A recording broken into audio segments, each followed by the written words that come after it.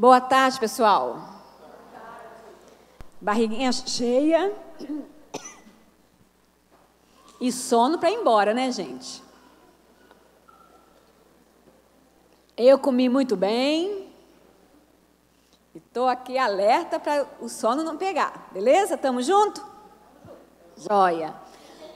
Antes de a gente continuar, quero só apresentar alguns desses materiais que estão aqui, que vocês podem vir à vontade para ver, pegar, porque livro, como eu falei, a gente gosta mesmo de pegar. Gente, muitos aqui vão ser de crianças, e se você é professor, pai, vó, tio, nós temos uma coleção na editora que chama O Grande Livro. Então, esse aqui é o grande livro da criação de Deus, você ensinar os dias da criação numa perspectiva da ciência, cheio de experiências para você fazer, é super interessante. Para as crianças menores, a gente tem o grande livro das atividades instantâneas, excelente também, se você quer atividade para mudar de atividade, está num momento de história, quer mudar para um momento de brincadeiras, de fazer uma fila, seja o que for, aqui tem muitas atividades. Não sei se vocês conhecem o material nosso de escola bíblica de férias. Nós temos várias, mas eu trouxe só algumas aqui. Esse aqui, gente, é a nossa escola bíblica mais evangelista. Super Conexão. É um trabalho para 4 dias, e a gente tem sempre um teatro que faz a conexão com o ensinamento do dia. Nós temos, oficinas, a criança, a ideia é que ela esteja numa abertura, tenha ali o teatro, a história bíblica, e depois sai para fazer suas atividades. Muito jóia. Esse aqui, gente, eu já fiz em acampamento. Excelente. E eu estava conversando com a Ju, sua irmã Ju, que a gente já fez colônia de férias em colégio. Muito bacana. Esse aqui é o segredo do chefe. São histórias bíblicas que têm a ver com alimento e ver o sustento de Deus. É muito jóia. Fórmula secreta. Isso aqui também é uma pegada muito bacana de você trabalhar a história de Josué, mexendo um pouco com essa questão de ciências e experiências. É muito massa. Material para culto infantil, ou como eu gosto de chamar, culto com as crianças. Aquele momento no culto vespertino, que em algumas igrejas as crianças saem para ter um culto, para a continuação do culto. Não é para ser um berçário nem creche. É para ter um momento de culto. Então, nós temos 3 volumes, eu trouxe somente um, mas é um material completo, vem com visual, vem com músicas inéditas, que, por sinal, já estão nas nossas plataformas. Está no YouTube da editora e também no Spotify do nosso compositor, que chama Zilbinho de Paula. Mas as nossas redes sociais vai mostrar mais coisa. Gente, tem muita gente que não sabia que a gente tem álbum de figurinhas. Não é só da Copa, minha gente. Tem álbum de figurinhas, o Simonton. Eu estava até comentando ontem, lá com a Vânia e com o Rony, aliás, é muito massa. A gente sempre tem aqui, já começa lá com Lutero, com Calvino e Knox, e sempre tem alguma pegada, o que está acontecendo no Brasil naquela época. Então, vem a infância de Simonton. Na infância de Simonton, Dom Pedro II assumiu o reinado aqui. E por aí vai. A vinda dele, no meio aqui, tem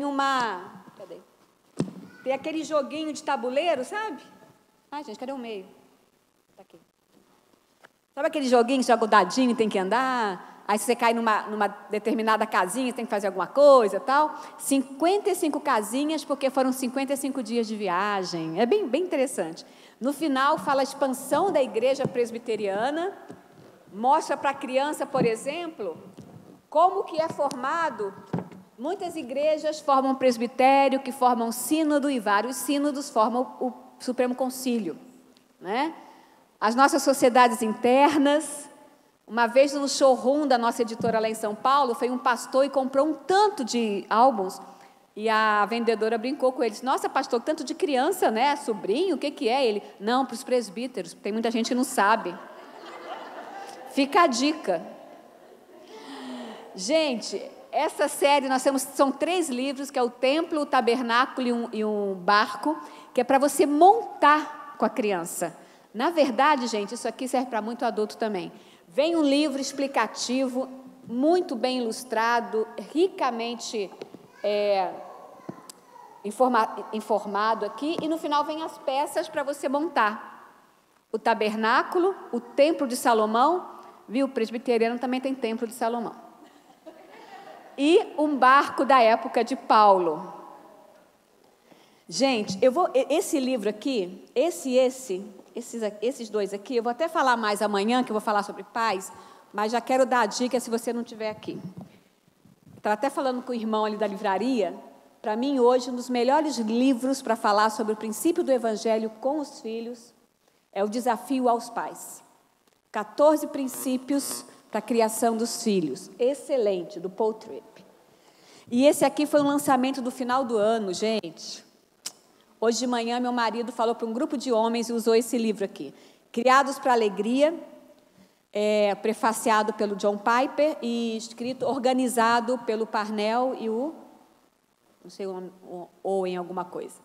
São vários artigos, falam o que é masculinidade, feminilidade e atenção, pais. Olha o título do capítulo 9.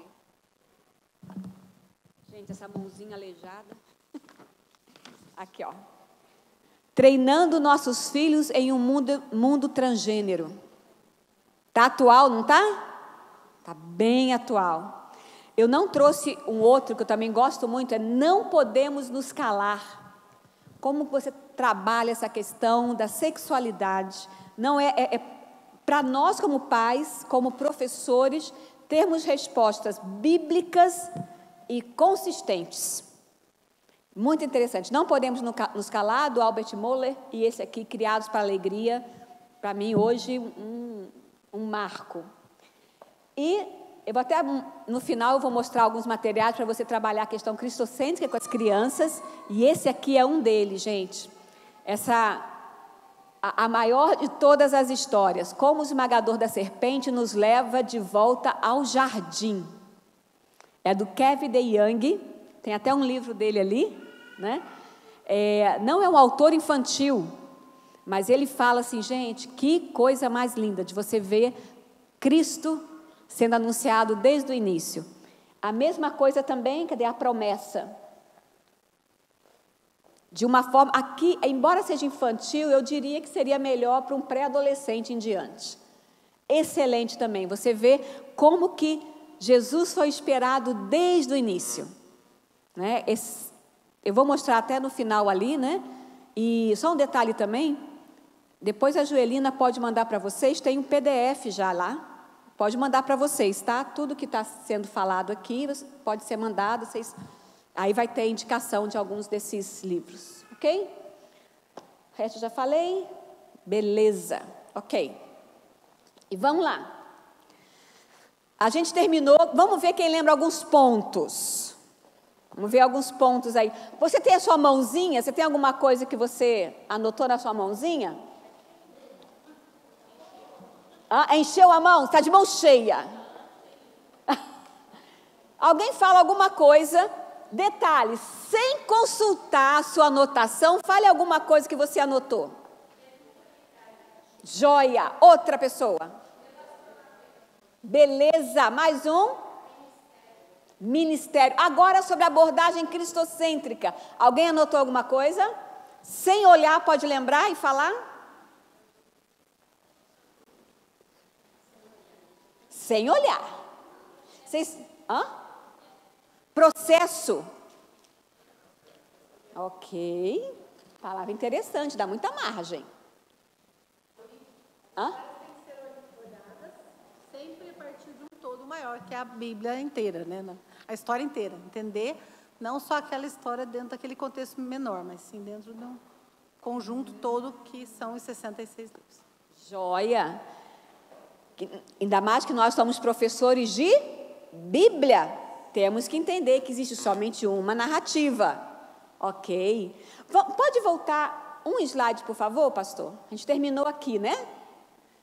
Vocês estão lembrando o que significa do texto para aquele outro ponto lá é o quê? Vocês lembram? Isso, entender o contexto do que aquele autor escreveu para pessoas daquela época. Então, eu vou daqui para o contexto, do contexto, como é que eu faço isso aqui? Vejo dentro desse contexto o que pode me apontar para Jesus. Isso ainda está, ainda assim, meio nebuloso para alguns, mas nós vamos fazer exercício para a gente pegar mais isso, ok? Depois que eu faço isso, isso aqui quer dizer o quê? Essa parte final. A aplicação. Aí é que eu vou ver o que eu quero, o que aquele texto diz para mim. Mas antes eu preciso ver o que o texto quis dizer no contexto dele da época, como que isso me faz uma ligação com Jesus, aí sim eu vou fazer para mim. Porque se eu quiser passar daqui para cá direto, sem considerar isso, eu vou estar fazendo uma coisa simplista e até, como o professor Tarcísio fala, uma coisa ingênua. Então é isso aí, gente. A Escritura, ela é a história da redenção que se revela progressivamente para formar Cristo em nós. Ou seja, em toda a Escritura, o Senhor Jesus está lá. O que nós precisamos fazer é treinar, não porque está escondido, é treinar os nossos olhos e ter boas ferramentas para a gente poder enxergar isso. E eu mostrei aquela imagem, né, na outra palestra, mostrando, né, que todas as coisas vão convergir em Jesus. E o nome dessa abordagem é o que você tem na sua capa, né, que é o ensino cristocêntrico, ou seja, tudo caminha para a redenção que temos em Jesus. Mas eu também queria falar para vocês hoje sobre essa outra abordagem, que para mim é complementar, que é a abordagem cristo-icônica. Vocês vão entender o porquê desse nome daqui a pouquinho. Vamos falar primeiro dessa abordagem cristocêntrica. Aquela ideia que eu coloquei para vocês do quebra-cabeça, que a gente usou aqui, né? A gente podia usar também essa ideia da cruz. Inclusive, um dos nossos materiais é nesse aqui, esse material aqui de culto para as crianças. Nós temos uma série aqui de sermões que fala sobre as Escrituras testificam de mim. Então, nós pedimos para o nosso desenhista fazer uma prancha, que ela mede 32 por 44, e uma cena da criação. Olha, faz planta, bichinho, essas coisas assim, né? Beleza. E faz pecinhas de... Essa cena vai ser montada com, acho que, 12 peças de quebra-cabeça. Beleza. Pedimos, faz no mesmo tamanho a cena do Calvário. Não é essa não, tá? Esqueci poderia ter fotografado. Você vai fazer no mesmo tamanho e com o mesmo recorte a cena do Calvário. E a gente pede para o dirigente colar uma cena na outra. Então, no momento que a gente vai ensinar para as crianças sobre que Jesus estava na criação, a gente monta, sem elas verem que no verso tem o Calvário, a gente monta a cena da criação. E depois, a gente vai, são poucas peças, a gente vai desvirando e monta o Calvário. Porque toda a Escritura, desde Gênesis, vai apontar para Jesus. Aí você vai trabalhar, por exemplo, João 1, quando fala que no princípio era o verbo estava com Deus e o verbo era Deus. Que todas as coisas foram feitas por intermédio dele, e sem ele nada do que foi feito se fez. Ou seja, muitas vezes a gente falava da criação, os 6 dias, né, a ordem da criação, tudo isso é importante, mas não mostrava Cristo. Então, hoje a gente está mostrando uma outra forma. Olha, desde o início, o Senhor Jesus é mostrado. E já estava na Escritura, já estava lá, mas nós não tínhamos ainda esse foco, como ver o Senhor Jesus, desde o início. Então, a abordagem cristocêntrica, ela tem, esse texto nós já lemos, de Lucas 24, né, quando o Senhor Jesus fala, olha, tanto a lei quanto os salmos e os profetas falavam de mim. E falo desse plano maior do Senhor de Deus. de trazer o homem de volta para ele. Desde quando ele falou assim, onde você está? Desde o Éden. Procurando o homem pecador, essa é a mesma história até os dias de hoje. A mesma narrativa. É o Senhor vindo ao encontro do pecador. Então, a abordagem cristocêntrica, ela, em resumo, é isso. Ela sempre vai apontar para o Senhor Jesus e a obra que Ele fez. Em alguns exercícios que nós vamos fazer, isso vai ficar ainda mais claro, tá ok? E nós temos, né, que pensar assim, como, aliás, né, a gente pode pensar cristocentricamente, se é que existe essa palavra. Vou dar alguns exemplos. Jacó. Opa, peraí. Aqui. Todo mundo conhece a história de Jacó, né? Enganou o irmão, mentiu para o pai, fez aquela coisa toda. Aí ele vai e foge, né? Porque o irmão estava querendo matá-lo. Aí ele vai e tem aquele momento da escada.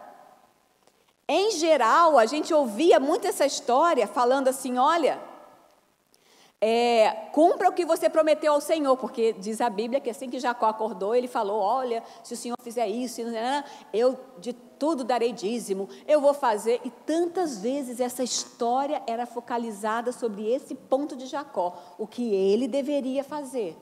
Aquele homem que enganou e tal. Muitas vezes só falava da mudança dele quando ele lutava lá com o anjo, né, com o Senhor. Mas o foco sempre ali nesse momento era falar assim, olha, o Senhor estava ali com Jacó, e Jacó fez um voto, ele deveria cumprir aquele voto ao Senhor. Mas a gente pode pensar de outro jeito. Fica com isso na cabeça. Vamos ainda pensar, por exemplo, em Sansão. Né? Um outro herói. Herói mais ou menos, né? Porque pisou muito na bola, né? Mas... né, a gente conta essa história naquela abordagem exemplarista, né? Fala assim, olha, vamos ser igual Sansão, né? Vamos fazer as coisas, sermos fortes como ele, né? Use a sua força para Deus, pelo menos no final da vida o Sansão fez isso e tal. Essa é aquela abordagem que nós fizemos. Vamos passar agora para uma abordagem cristocêntrica. Vamos lá para Gênesis capítulo 28. Vamos lá para a visão de Jacó na escada. Como que a gente pode ver esse mesmo texto tendo uma abordagem cristocêntrica? Vamos lá? Está em Gênesis capítulo 28. Olha, vai ser uma leitura grandinha, tá? E eu vou pedir para que ela seja responsiva. Os homens... não, mulheres, né? Mulheres primeiro. As mulheres começam a ler um versículo e os homens respondem em seguida, porque nós vamos ler 22 versículos. Nós vamos ler do capítulo do versículo 28, aliás, não, do versículo 10, perdão, do 10 até o 22. Ok? Mulheres, versículos pares, homens, versículos ímpares. Ok? Pode ser? Vamos fazer em pé essa leitura?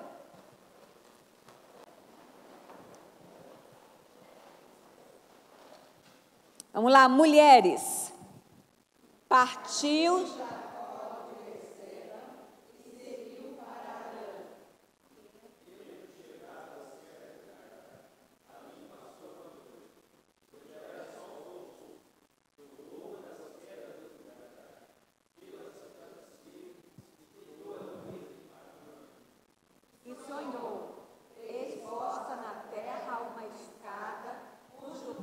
atingia o céu, e os anjos de Deus subiam e desciam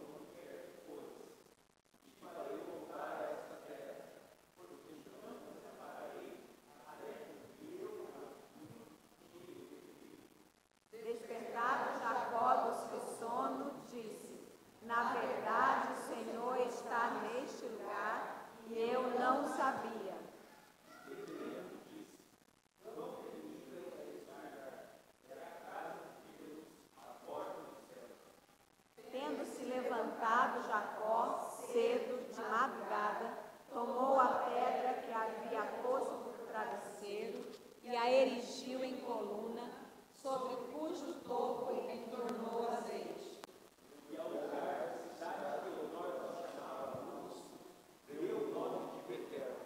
Fez também Jacó um voto, dizendo: se Deus for comigo e me guardar nesta jornada que irei, e me der pão para comer e roupa para me vista, de maneira que eu volte em paz para a casa do meu pai, então o Senhor será o meu Deus.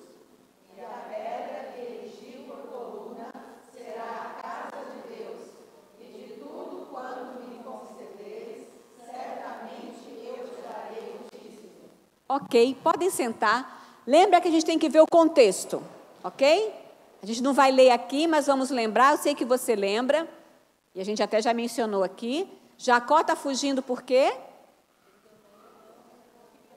Exato, ele enganou o irmão, né?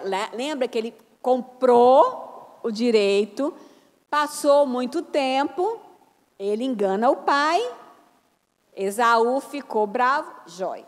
Então ele tem que fugir. Ele queria o direito de primogenitura. O que esse direito dava a ele? Que essa bênção era traduzida em quê? Bens materiais. Isso. Isso, mas eu acho que no fundo ele queria mesmo era o quê? Os bens materiais. E ele seria o herdeiro no sentido não só material, mas também assim, o nome dele, né? Não é isso? Então ele estava nele. Então ele quer bens materiais, que na época a melhor moeda era terra. Você ter terra. Então, terra, nome, né? Prestígio. Então ele estava nisso. Agora ele foge. Ele para num lugar. E o que a gente percebe da ação de Deus?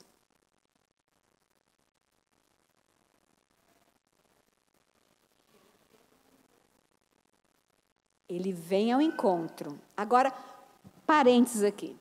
Mamães. Porque mamãe é que dá bronca, né? Mamãe gosta de dar bronca. Imagina que o seu filho te apronta. E você agora vai ali. Você tem a oportunidade de ficar cara a cara com o seu filho que te aprontou todas. O que, mamãe, você vai fazer com esse menino? Na prática. Hã? Vai disciplinar. Não é isso que geralmente a gente faz? Um pai faz, uma mãe faz? Fez errado? Vem cá. Então, essa é uma narrativa que até ali, ok, Jacó fugiu, né? Rebeca falou, sai daqui, que seu irmão vai te pegar. Tá, beleza. Aí ele vai, então chega a Deus. E Deus não age da forma como deveria, nos padrões de pai e mãe.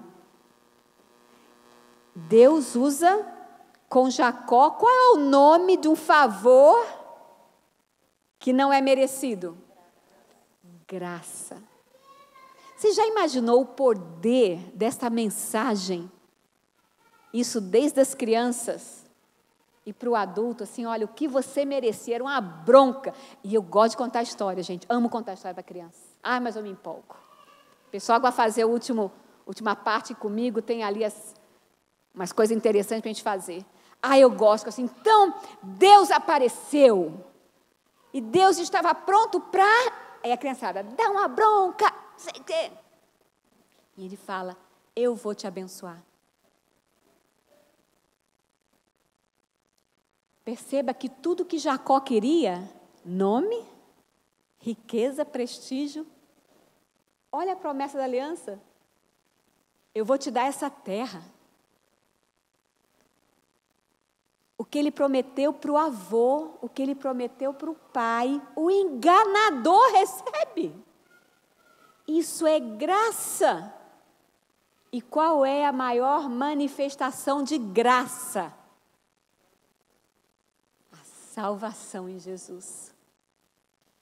Olha como isso preparou próprio Jacó, que depois vai ter até o seu nome modificado, vai receber o nome de Israel, o nome pelo qual o seu povo vai ser conhecido até hoje, porque até a nação chama Israel. Então você começa a ver também que o povo já está sendo preparado para entender o que é graça. Outro detalhe, falar que o Antigo Testamento é lei e que o Novo Testamento é graça,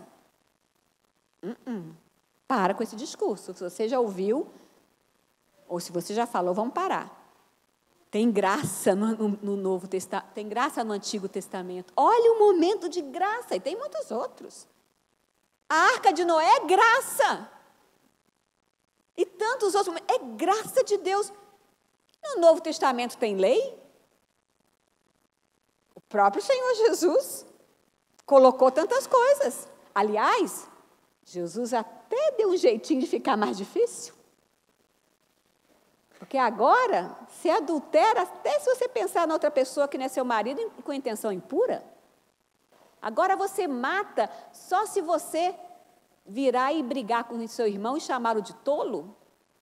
Tem lei no Novo Testamento, como tem graça no Antigo. Então, esse discurso aí não é bíblico. Mas voltando para Jacó. Então, você começa a ver elementos da salvação nessa história. Então, ela me aponta para Jesus.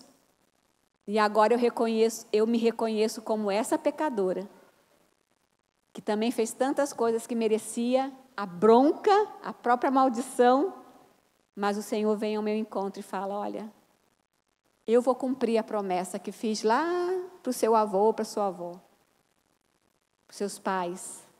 No nosso caso, a promessa que foi feita para os nossos antepassados, hoje pode ser cumprida em nós, por meio de Jesus.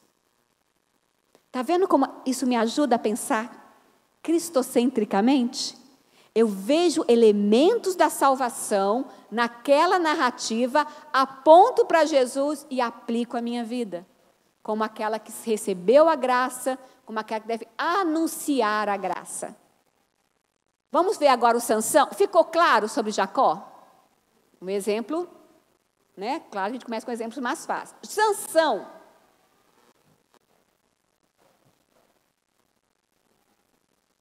Sansão, aqui eu já coloquei a deixa. Mas é para mostrar um outro jeito. Lembra que a gente falou de vilão? Muitas vezes você pode apontar Jesus por um exemplo negativo. Sansão foi um líder imperfeito. Que cá para nós, né, gente? Pisou muito na bola. É ou não é? No final até que ele deu um jeitinho lá, mas Sansão, gente, ele era nazireu e ele... Lembra que ele passou lá, pegou o mel junto lá do cadáver do leão, e casou com quem não devia casar, e bebeu bebida que não devia beber. Se enamorou lá da Dalila, traíra. Não é não? Não podia ver um rabo de saia aquele lá. Ele era um líder imperfeito, e esse líder imperfeito, ele pode apontar, por causa do contraste, o líder perfeito. Então, isso é uma outra forma de você pensar cristocentricamente.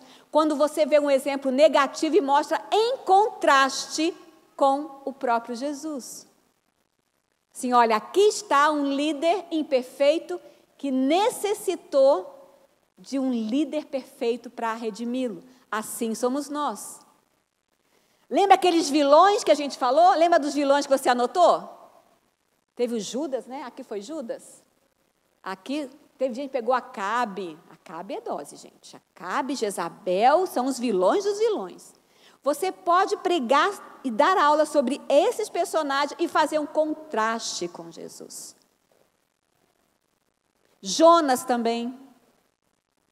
Aquele que recebe uma missão, mas não vai ao encontro daqueles que necessitam. E Jesus faz exatamente o oposto. É aquele que vai. Então, você vê elementos da salvação no texto, você vê também elementos de contrastes. Tem muitos outros, viu, gente? É porque realmente, assim, nós temos 1 hora para falar tanta coisa. E eu vou deixar depois para vocês bibliografia, artigo na internet, coisas que você podem ouvir, que vai aumentando, né? Sidney Greidanos, que é um dos grandes nomes para a abordagem cristocêntrica, Ele fala de você também ver Jesus na tipologia, em alguns tipos do Antigo Testamento, mas não vai dar para a gente abordar tudo.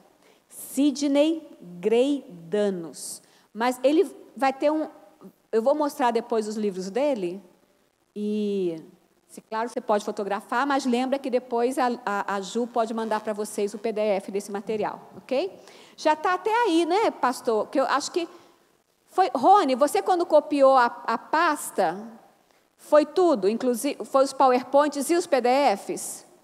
Então, já está ali no computador da igreja, depois é só distribuir sem problema. A única coisa que eu peço, gente, não distribua para quem não está aqui, porque não faz sentido, tá? Eu não tenho problema nenhum de você usar, se você depois quiser, você passar isso para uma pessoa, mas você explicando, mas agora passar assim, ó, aí, gente, não, porque não perde o sentido, porque isso faz sentido quando a gente ouve isso aqui. A menos que você for passar para a pessoa o conteúdo também, beleza. Se não, fica só para você, ok? Vamos lá. Então, a gente aprende vendo elementos da salvação, a graça, o envio, a encarnação, o chamado. Por exemplo, você vê, nós também sabemos que Jesus, ele é o sacerdote, o rei, o juiz, o profeta. Então, você vê esses personagens e você pode fazer uma analogia com Jesus, ou você pode fazer um contraste com ele, isso pensando em narrativas, né? Pensando em personagens. E agora, essa abordagem que não é muito conhecida. Eu estava até conversando com um pastor, eu não estou vendo aqui, o pastor de Bom Sucesso. Ele não está aqui agora. A gente conversou bastante depois da palestra. Ele até comentou, né, que essa abordagem, gente, é em cima desse livro aqui, ó, o texto primeiro, Abraham Kuruvilla. Ele é professor de hermenêutica no seminário de Dallas. De formação, ele é dermatologista, ele é médico. Eu falei assim, gente, ele faz lembrar Lucas, né, que também era médico e se tornou um escritor da palavra. Então, Abraham Kuruvilla, ele vai falar o seguinte, que Cristo, ele vai ser formado em nós. A redenção é parte do que ele fez. E ele se baseia basicamente nesse texto aí que nós vamos ler de Romanos. Vamos ler todo mundo junto? Romanos, capítulo 8, versículo 29. Esse texto, ele deixa claro o porquê que é chamado Cristo icônico. Quando a gente fala assim, ó, tem um ícone. Deixa eu ver um ícone. Um símbolo. Por exemplo, se você vai a algum lugar, num certo sentido, placas de trânsito são ícones. Você vê um que está com um X em cima, quer dizer o quê? Proibido estacionar, e se está com um X é nem parar, né? Então, isso é um tipo de ícone, é uma imagem que você vê aquilo lá e te dá um significado. Então, pega essa ideia. Ícone, essa ideia de imagem que mostra um significado. E tem a ver com esse texto. Vamos ler juntos? Romanos, capítulo 8, verso 29. Porquanto os que de antemão conheceu, também os predestinou para serem conforme a imagem de seu Filho, a fim de que ele seja o primogênito entre muitos irmãos. Atenção para esse ponto. Para serem conformes à imagem de seu Filho. A palavra imagem aqui, no original, é eikon, que vem de ícone. Vem de um símbolo visual daquilo que se quer comunicar. Então, eu e você somos aperfeiçoados para sermos a imagem, para sermos o ícone. Ou a palavra aqui, o eikon, de Jesus. Então, Abraham Kuruvilla fala o seguinte, nós vamos além da questão da redenção, que é o forte da abordagem cristocêntrica. Ele fala sobre, aqui é o ser parecido com Jesus, né, o que ele mais trabalha. Então, nós vamos ver em toda a Bíblia as facetas de Jesus. Então, se o personagem, por exemplo, ele foi justo, alguém pode citar um personagem do Antigo Testamento justo? Noé. Noa, ó, nome do meu neto. Jó, José. Jó, inclusive, é falado assim mesmo, né? Homem justo, né? Temente a Deus. Então, naquela abordagem que a gente falou antes, do exemplarista, a gente pode, não vamos falar, porque Jó, vamos pegar o Jó aqui, porque o Jó, eu não vou focar no Jó, tem que focar em Jesus, realmente. Mas naquilo que a Bíblia elogia, podemos elogiar também. Porque, na verdade, o que Jó está refletindo é parte da imagem de Cristo. Essa é a tese do Cristo icônica. Você vê elementos, aquele personagem não está só apontando para Jesus no sentido de redenção, mas está apontando para Jesus como uma faceta de Jesus, como uma característica de Jesus que a própria Bíblia elogiou. Então, ok, vamos elogiar também. E vamos entender que ele tem isso não por ele, mas é pela atuação do próprio Deus. Então, essa ideia aqui, ó. A gente ter um ato humano, uma exigência moral. Nós temos exigências morais na Bíblia? Claro, não é? Os 10 mandamentos continuam valendo, gente? Continua todos. São exigências, não é opcional para o cristão. Honrar pai e mãe, está valendo. Não cobiçar, não dizer falso testemunho, guardar o dia do Senhor, tudo isso são exigências morais, mas ela não precisa ser necessariamente um moralismo ou exemplarismo. Porque, de novo, repetindo, o foco não está no justo Jó, não está no temente ou no obediente Abraão.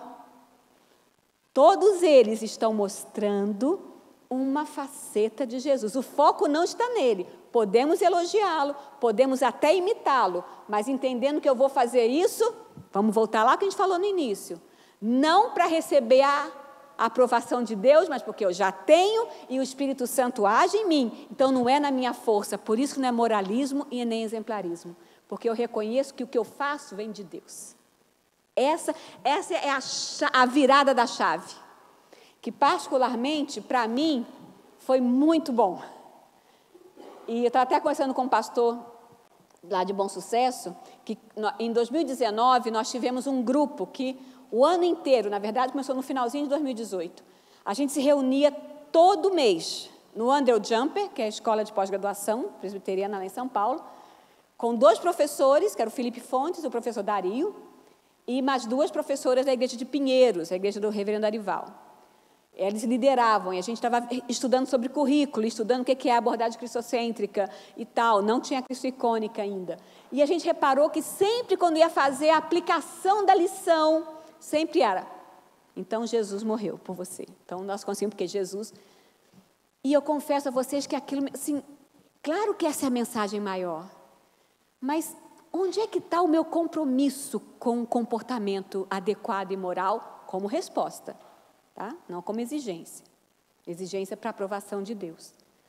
Foi aí que o meu chefe, né, reverendo Cláudio Marra, ele me apresentou esse livro e a gente começou a trabalhar com as autoras. Aí o GTEC veio a pandemia, o GTEC acabou, mas aí nós começamos com as autoras, juntamente com o reverendo Tarcísio, a estudar isso aqui. Porque existe sim uma exigência. E existe sim os bons exemplos. E a gente aprende por exemplo, é ou não é? Pai e mãe, como que você ensina mais para os seus filhos? Exemplo, já conversando sobre isso, né, Vânia? Eu conheci um casal que a filha começou a namorar um rapaz crente, mas sem compromisso nem frequentador de igreja, melhor dizendo. E um dia esse casal estava comemorando bodas, né? Assim, estava com as filhas num restaurante e a mãe brincou. Essa amiga falou assim, olha, imaginem meninas se vocês pudessem receber algo da gente, que a gente pudesse dar para vocês. O que vocês gostariam de receber, de exemplo? né? De algo, aliás, não usou a palavra exemplo. O que vocês gostariam de receber? E essa menina que namorava na época falou assim: eu queria ser como vocês, trabalhando na obra do Senhor. A outra filha mais velha falou outra coisa, e depois essa mãe chegou para essa filha e falou assim: você imagina no futuro você trabalhando junto com o fulano na obra do Senhor? Porque a mãe sabia que aquele menino não tinha nenhum compromisso com o Senhor, muito pelo contrário. Frequentava a igreja, mas nem tudo que entra na garagem é carro, né, gente? Nem tudo que entra na igreja é crente. E, final da história, essa menina terminou o namoro. Mas foi a partir de uma conversa, vendo o exemplo dos pais, de engajamento, que a gente conversou hoje, né, Vânia? De engajamento na obra do Senhor, na igreja. Então, o exemplo fala alto, e na Bíblia é assim, a galeria da fé lá em Hebreus. O que é fé? A fé é a confiança de coisas que você não vê, a convicção de fatos que você espera ainda. E onde você vê isso? Em Abraão, em Moisés, esses homens e tantos outros, e fala o seguinte: olha, e tem muitos outros que o mundo nem é digno deles, então vamos falar desse povo. Mas vamos falar porque eles estão fazendo isso, carregando uma faceta do Senhor Jesus. Cumprir a exigência no poder do Espírito Santo. Aí eu vou saber o que pode ser imitado e o que deve ser rejeitado. Isso também é pensar cristocentricamente, porque Cristo é o centro. Ainda que eu mostre, sim, o bom exemplo e o mau exemplo de personagens. Elogiou o que foi feito? Elogiamos também, sabendo que o que essa pessoa fez é a luz do homem perfeito, que é Jesus. No livro do Curuvilla, ele fala assim como um diamante, e eu gosto, como eu falei com vocês, eu sou muito visual, eu gosto da ideia do diamante. Cada faceta, eu não tenho nem para mostrar, não tenho nenhum, mas todo mundo conhece bem, cada detalhezinho. Eu tenho um amigo que ele é lapidador de diamante, e é interessante que o valor do diamante muitas vezes está na lapidação dele, como você consegue fazer várias e várias facetas de um diamante. E assim é com o Senhor. Cada faceta daquilo mostra algo dele, a sua justiça, a sua graça, a sua benevolência. E você pode lembrar de muitas coisas. E esses personagens revelam, então podemos sim usar, mas não sendo exemplarista. Isso ficou claro, gente? Que eu posso usar e ainda Cristo ser o centro. Porque quando eu apresentar essas pessoas, eu falo, olha, aí eu vejo Cristo. Então, Abraham Curuvilla, ele fala o seguinte: eu não preciso sempre ver algo que vai me apontar Cristo na sua redenção, vai me apontar Cristo nas suas qualidades, para que eu seja tal como Ele é, para que a imagem de Cristo seja formada em mim, como Paulo fala em Romanos 8, 29. Ok? Estamos juntos? Me chama muito a atenção, eu esqueci de colocar um detalhe aqui, né? Assim como usei o quebra-cabeça, né? Cada parte está falando sobre a redenção. A palavra icônico, né? Que é imagem, a gente pode lembrar também das imagens no computador que são feitas por pixel, não é? Pixel é como se fosse cada quadradinho desse aqui, ó. Então, a abordagem cristo-icônica também lembra isso. Cada pedacinho da imagem forma uma grande imagem. Assim, essa abordagem. E aqui eu quero dar um exemplo. Vamos ver lá em Gênesis capítulo 22. Nós não vamos ler o texto, tá? Mas deixa aí aberto para você falar para mim que narrativa é essa. Gênesis 22. É bem conhecido. Abraão em que momento? Isso. Chamado sacrifício de Isaque. E a gente, muitas vezes, quando vê isso aqui, só um detalhe, né, gente? Isaac não é o que aponta Jesus, tá? Embora ele fosse o único filho e tudo, quem aponta Jesus é o carneiro. Porque ele é que foi sacrificado, né? Então, aqui é um exemplo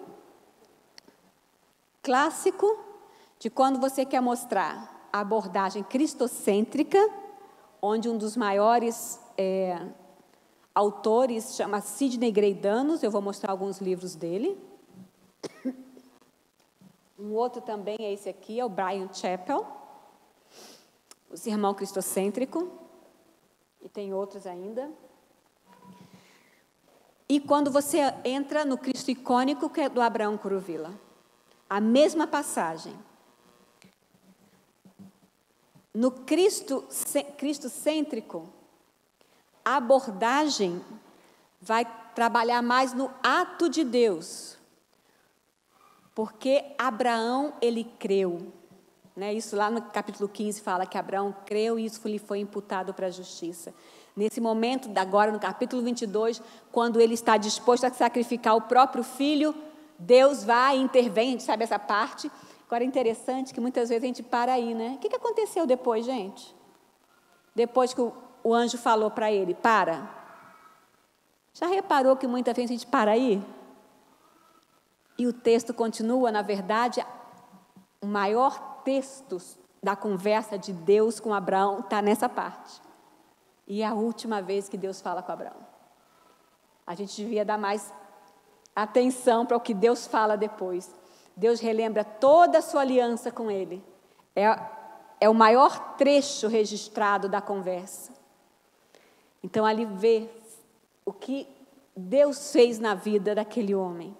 Então, a abordagem cristocêntrica vai pegar muito essa questão, a ênfase do que Deus fez. Ele justifica o seu filho, e daí dá toda uma... Não daria aqui para eu fazer o sermão, mas você vai nesse foco, a ênfase no que Deus fez. A abordagem cristo-icônica vai lembrar o quê? Está ali, é só para você falar, para eu descansar minha voz. Hã? Fala mais alto, minha gente. A obediência. Então, eu estou focalizando o Abraão, porque Abraão foi um homem obediente. E lá, quando Hebreus está falando, elogia o quê? A obediência dele. E é um detalhe, né, gente? Lembra do contexto? Abraão foi sempre obediente? Quando Deus fala lá em Gênesis 12 para ele sair da sua terra, sai da terra de Ur, ele saiu para a terra que Deus mostrou? Que nada, foi para Harã, até o pai dele morrer, só depois que ele saiu. Deixa a sua terra e sua parentela. Deixou? A terra um pouco, mas a parentela. Não, deixa eu levar o Jó, porque eu não tenho filho, né? Ló, Jó. Esquete. Volta a fita. Vou levar o Ló. E naquele momento também, quando o Senhor fala, né? Porque o Senhor promete, agora Deus, gente. Oh, Deus maravilhoso. Deus podia dar o filho logo, né? Não. O homem tinha 75 anos, já não é nem um brotinho. Mas Deus só vai dar quando ele tem 100. Gente, 75 já seria um milagre, né? Ainda mais com a mulher estéril. Mas Deus faz esperar 25 anos. Gente, tempo é uma coisa que Deus faz com precisão. O tempo para Deus não é, Ele vê de uma forma como eu e você não conseguimos ver. Por exemplo, Ele anuncia Jesus lá no Éden. E tinha gente achando que Jesus já ia nascer logo, logo. Não Jesus, a semente, né? O descendente da Eva. Opa! Vai ser quem? Vai ser meu filho? Vai ser meu neto? Que neto? Nem bisneto, nem tataraneto. Então, beleza. Aí Jesus veio. Muitos anos depois, Jesus vem. Aí já não daria para ele vir salvar e já ir voltar de vez e mandar todo mundo para o céu? Para que até hoje ele não veio, gente? Porque cabe a mim e a você completar a obra. Ele quer continuar remindo o seu povo. Ele quer continuar remindo a educação através de vocês, professores, quer a economia, o comércio, o lar, Ele quer continuar remindo através de nós. Ele não precisa de mim nem de você, mas Ele quer, e para isso Ele usa o tempo. Para isso Ele usou com Abraão. O tempo do Senhor sempre está mostrando algo para a gente ser e para ter. E o que Ele quer é que a gente seja como o seu Filho, o Senhor Jesus. Então precisamos do tempo. Personagens reais precisaram desse tempo. Então, essa abordagem. Vamos sim falar desses personagens, o que eles fizeram de bom. Caminhando agora para o final, queria que vocês me dessem um dos heróis. Daqueles lá, pode pegar a sua anotação. Lembra daqueles heróis e vilões? Vamos ver como que pode apontar para Jesus? Moisés, boa. Moisés. Que parte de Moisés, Marici? Marici. Que parte de Moisés? Como libertador, algum texto assim? Não precisa falar referência, mas um momento? Não, na liderança, mas algum texto da Bíblia, olha, Mar Vermelho? Isso, porque quando a gente vai falar de Moisés, geralmente a gente fala dentro de um contexto. Isso. Ah, tá, desculpa, eu não tinha ouvido. O 12, qual que é o 12? Da Páscoa. Nossa, excelente, o Cordeiro Pascual.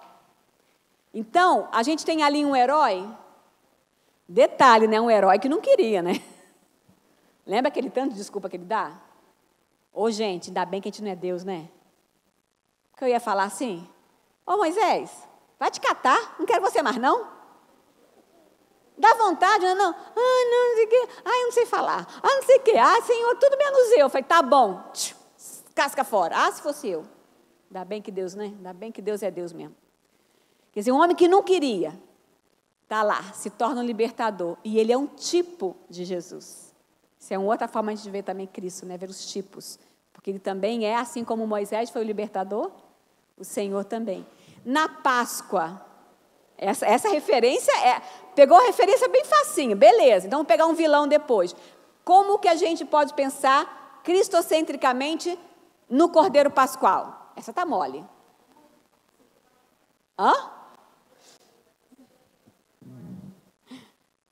Tem uma cantata que eu gosto muito do grupo M, da Palavra da Vida, que tem uma música que fala assim, que é a história de um menininho que ele tinha um único cordeiro. E ele era o mais velho. Aliás, ele era o caçula. Ele tinha um cordeirinho de 2 anos. Que se ele não entregasse o cordeirinho, era o seu irmão que ia morrer. Então, achei interessante você trabalhar com criança, né? Porque o pai virou nessa história da cantata, né? O pai fala, filho, e aí? Você vai entregar seu único cordeirinho? Isso faz mais sentido para a criança, né? Assim, olha, isso é só um parênteses. Mas esse ficou bem claro, né? Aquele que foi substitutivo, não é? A gente dá para apontar para Jesus. Agora, no Mar Vermelho, vamos lá no Mar Vermelho. Como que a gente pode pensar? Vou colocar Cristo, porque vocês imagem cristocêntrica, ou abordagem cristocêntrica ou cristo-icônica. Como que a gente vê Jesus na passagem do Mar Vermelho?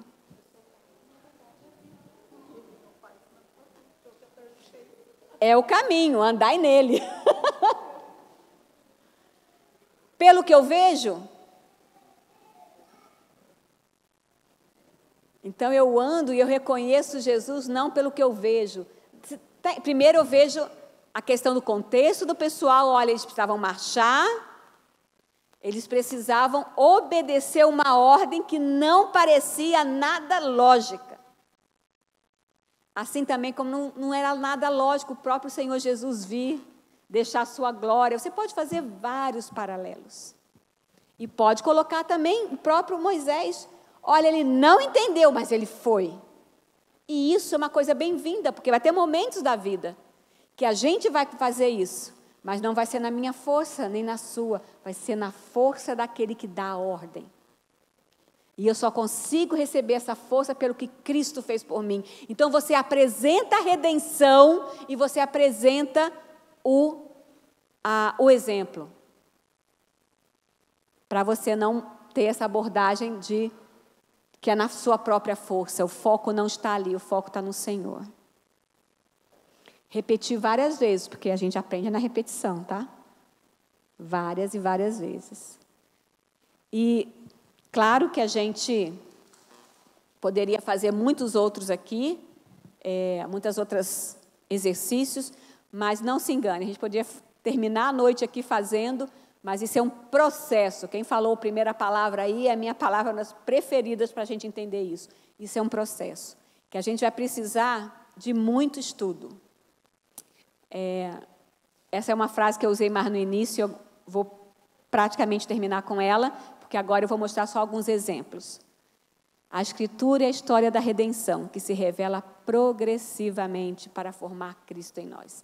É a história da redenção e é a formação de Cristo, a imagem de Cristo em nós.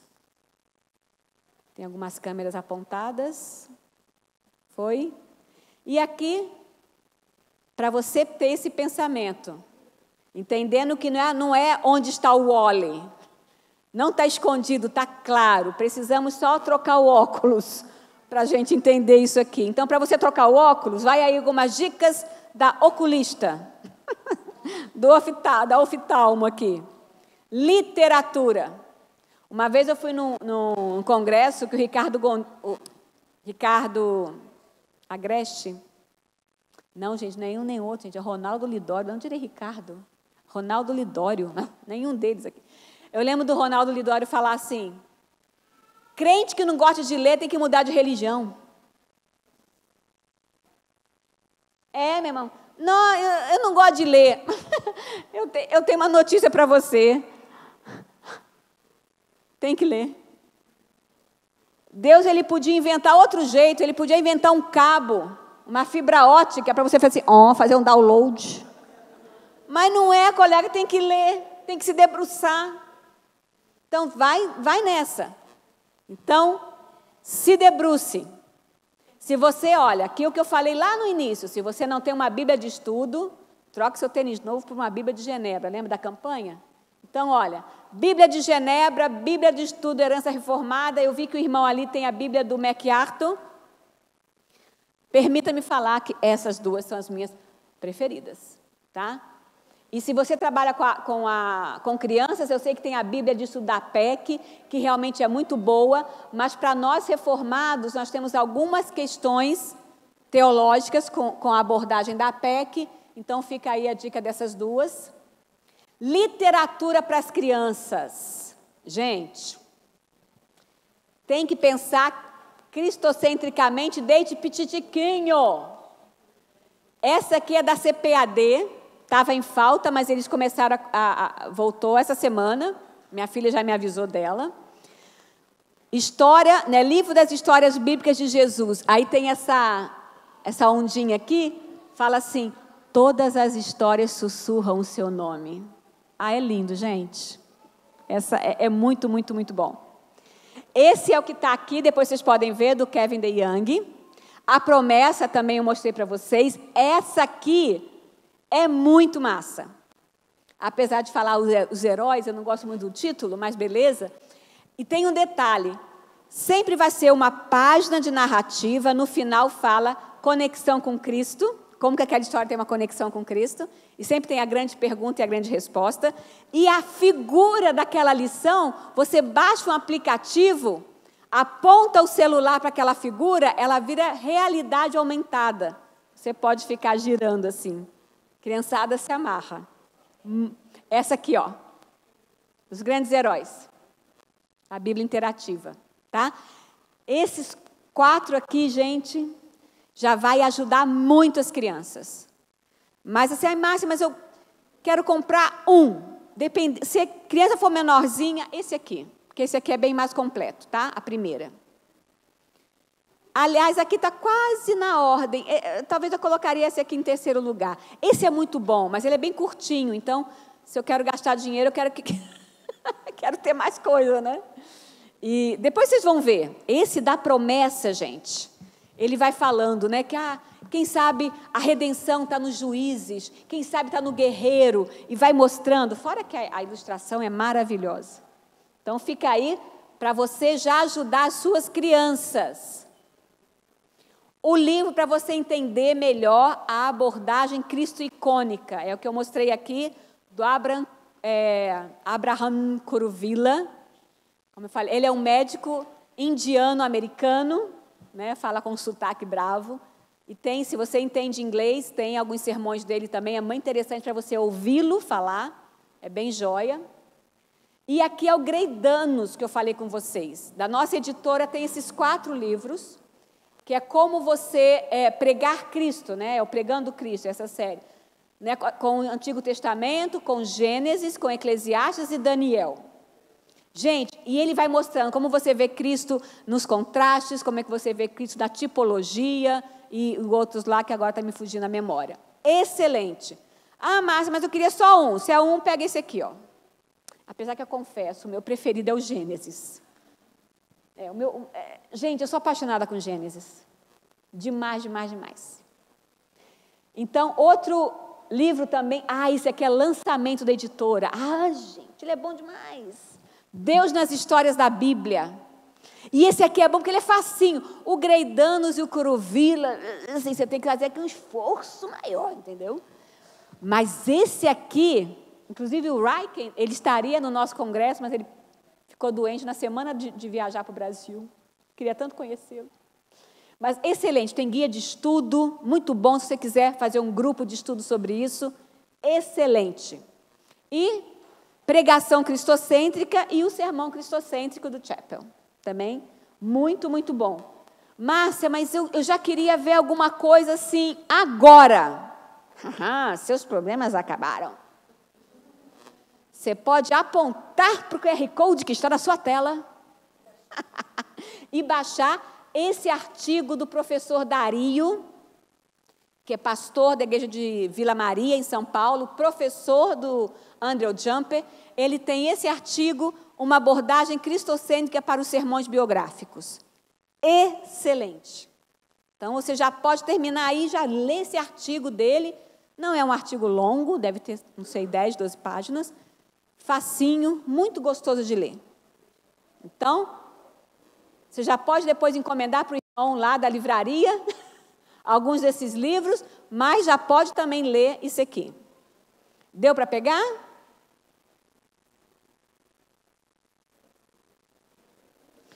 Podemos fazer assim? Eu volto ele daqui a pouco, pode ser? Pode ser, e vou deixar a tela, tá? A gente vai para o lanchinho, já está todo ali, mas aí eu volto com ele. Aliás, mas eu tenho outro QR Code. Então, peraí, vai nesse, vai lá, gente. Quem não foi, vai. Porque eu tenho o próximo QR Code. Conseguiu? Quem conseguiu também pode talvez passar para os outros irmãos. E lembra que isso aqui também vai ficar disponível para vocês, quem quiser. Aí você pega no próprio PDF. Ok?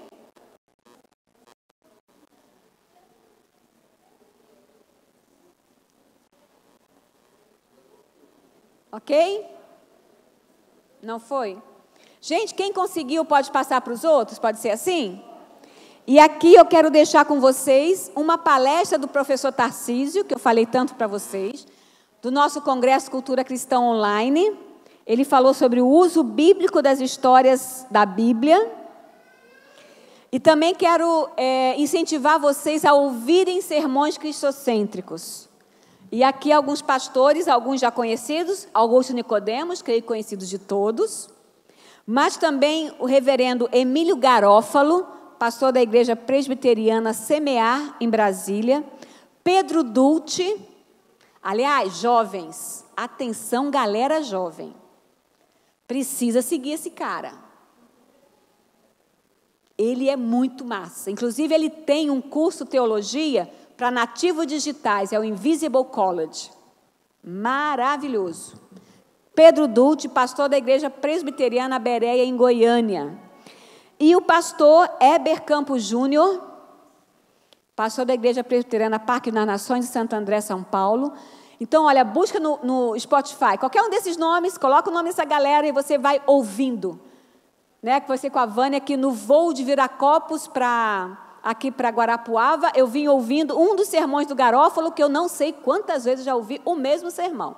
Porque também não vai pensando que é 1, 2, não. É 1 ou 2 várias vezes, hein? Ele falando sobre o ser humano, imagem e semelhança de Deus. Tá ok? Fica aqui essas dicas, porque isso é o processo. Né? A gente vai ajustando o óculos, ajusta a lente e vai para a gente pensar cristocentricamente, tirando os erros teológicos de uma abordagem que frisa o homem e não o Senhor Jesus. Ok? Então, nesse momento, a gente encerra a parte dos professores em geral, porque depois do lanche, nós vamos ter uma palavra com os professores de crianças. Porém, fica aqui o convite, né, Ju? Para quem quiser ficar, especialmente se você é pai ou mãe, algumas coisas que nós vamos colocar aqui, é muito... Vovó também fica aqui, tá ok? E nós vamos começar com uma mágica. Nós vamos começar com uma mágica. Pode falar de amanhã? Deixa com você. Oi? Candidato a ministério, isso mesmo, é aberto a todos. E amanhã nós temos uma palestra para pais. Então, você que não é da nossa igreja, mas deseja assistir, ser abençoado também, né, ou convidar alguém para estar aqui, visitante, tenho certeza que vai ser muito bom. Então, não perca. Amanhã, nossa escola dominical é das 9h30 às 11h. É rápido, né? Então, de manhã, 9h30 da manhã. Agora, nós vamos, então, para um lanche, mas eu gostaria de chamar o pastor aqui, antes do lanche, para a gente orar, né? Porque aí, como alguns vão embora, então, já fica como um pré-encerramento.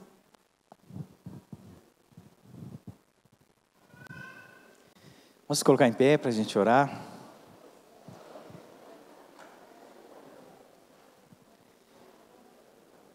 Oremos. Senhor nosso Deus, nós queremos te agradecer, porque o Senhor tem, através dos tempos, movido o teu Espírito Santo, para que o teu povo seja instruído pelo Senhor mesmo. Ó Deus, que tudo isso que nós ouvimos aqui, que o Senhor tem colocado no coração de tantos irmãos nossos, e dado condição de eles estudarem na Tua Palavra e trazer para nós de uma maneira pronta, mas que vem para nós, para a gente desenvolver na nossa história.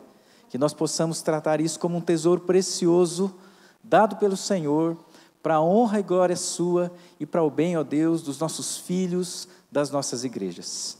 Usa, Senhor, a vida de cada um que está aqui presente, tanto aqueles que vão ficar mais um pouco, como aqueles que já precisarão ir embora, que o Senhor esteja falando aos corações e conduzindo e ajudando a aplicar todo esse ensino precioso para a honra e glória de Jesus. Em nome do nosso Salvador Jesus que nós oramos. Amém.